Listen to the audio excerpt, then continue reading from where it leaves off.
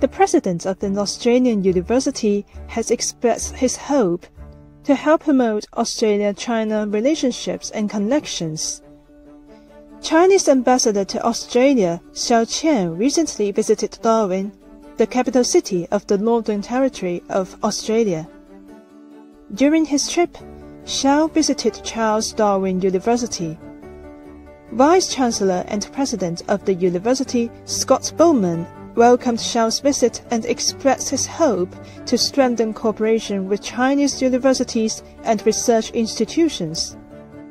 Bowman mentioned that the Confucius Institute at the university is not only an important platform for cultural exchanges, but makes important contributions to local communities.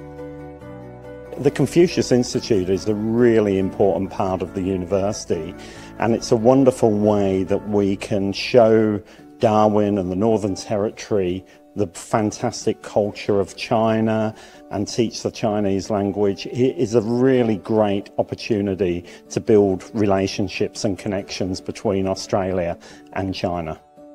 He spoke highly of the Chinese culture in its role in promoting exchanges.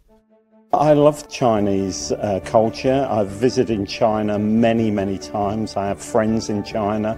I think it's just a fantastic, friendly culture.